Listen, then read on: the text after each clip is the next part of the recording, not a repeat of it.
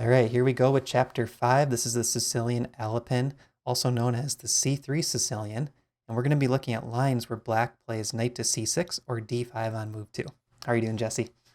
I'm doing great. One of my biggest fears of playing e4 was facing the Sicilian because it's wild and crazy. But the c3 Sicilian, which is e4, c5, c3 on move 2, it kind of puts the game a little more in our court, and we're not going to have to deal with 100 different Sicilians. And we're basically just going for an early d4 in a lot of positions. So it's a nice system to learn if you don't want to study too much theory. And also, black doesn't know what to do against this a lot. And I've heard from players who play the Sicilian that this is frustrating to face. So let's get into it. E4, c5, c3. All right, so we're going to look at knight to c6, and we're going to look at d5. And if you see 2 e6, this is almost always going to transpose to our French defense chapter, where we recommend the advanced variation. So that's one cool thing about this course, Jesse. Sicilians and French defenses will transpose to each other. So we got that consistency across chapters. Let's begin with knight to c6. This is the most popular move at the club level. And our recommendation here is going to be to play d4 straight away, building the big center. And our aim in this chapter and the next chapter on the Alapin is going to be always to grab that space in the center when we can get it. Yep, and black is not really dissuading us from playing this move. They're actually like walking right into d4. So we're going to play it. Hopefully they just take and we have a nice big center and we can play with a great big center.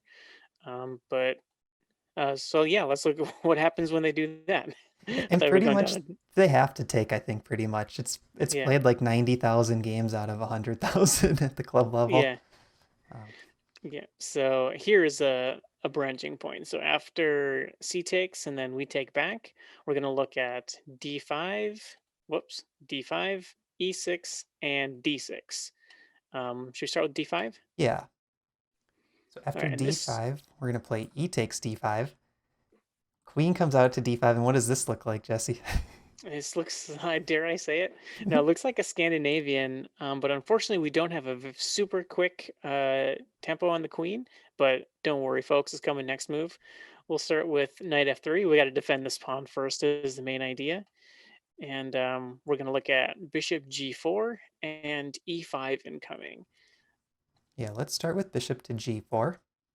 This is the most popular move by a pretty wide margin. And now we can safely attack the black queen. So we're going to play knight to c3, hitting the queen. Black's going to play bishop takes f3.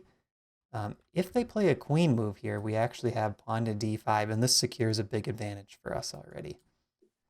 So after bishop takes f3, here we're playing kind of a strange looking move. G takes f3. And again, if this queen moves anywhere to retreat or off to the side, we're going to play pawn to d5, which again gives us a big advantage because after this knight moves, there's bishop to b5 check ideas. So here black is pretty much forced to play queen takes d4. And now with the queen trade offer, I'll throw it to you. So, as with all of our courses, we only play for queen trade when we can play for a win. So it looks a bit crazy to go for a queen trade here. We are down a pawn. We have very pretty isolated, double isolated f pawns, but it gets a little spicy after the queen trade. So the main idea is queen takes, knight takes, and this position looks just like it's losing, but actually we have a very interesting move, knight b5. So we're kind of like dual threatening knight and rook forks. Black can't take here because we just move up and we're gonna be winning something. So if they take here, we can take with check, and that's a terrible position for black. I had that this morning and I lost the game because I didn't play very well, but I was way winning. So let's look what happens if they check our king. We're just gonna slide over. They're gonna take our rook. And we're gonna do the exact same thing to them. Anything to say about these moves? No, so at this point, this is the end of our line. Stockfish says we're up between half a pawn and one pawn, and our plan is to get the bishops out quickly. So we want to play bishop to e3, bishop to b5 check, or potentially bishop to g2 or even h3 check. If we go to g2, we can play pawn to f4. And I think this is a position that I would recommend that you play around with the engine just to get a feel for how strong this is for white. We're down one pawn. We have the bishop pair, but we have a lot of quick activity against the black king. And I think black is going to be in some trouble pretty quickly if they're not familiar with this type of endgame. So this is our main line of this whole chapter in the Sicilian, and you could maybe even argue the whole Sicilian repertoire. So I would say play around with this position a bit, get a good feel for it. But I think white has pretty good winning chances here. Yep, and one idea I'm seeing too is if we can get our bishop to f4, we now have an exit for our knight, and black's knight doesn't really have a clear exit at this point. So maybe we can sneak our king over, or maybe our king up and our bishop over and pick up the knight that way. That would be very cooperative of black to allow that. Yeah, that's a really good point about the knights escaping too. I think this is just harder to play for black. Look at those three pieces all kind of waiting to get developed. And look at this wide open position for our bishops to go wild with the bishop pair. I love it. All right, let's go now to move 6, and we'll look at an aggressive option for black on to e5. And now we can directly target this queen with knight to c3. Bishop to b4 is actually the only good move for black. So keep in mind, we always have this d5 idea if black allows it, attacking the knight on c6. So at this point, after bishop to b4, I'm going to recommend a rare pawn sacrifice, but it's going to continue with that theme from the line we just looked at where we can get very quick development. Yep, so bishop e2, this d pawn is hanging. So we're going to allow them to capture that. So e takes, and here we capture back, right?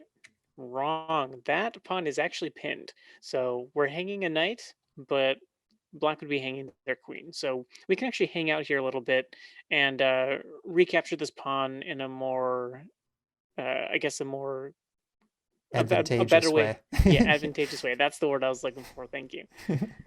So now bishop takes c3 by black.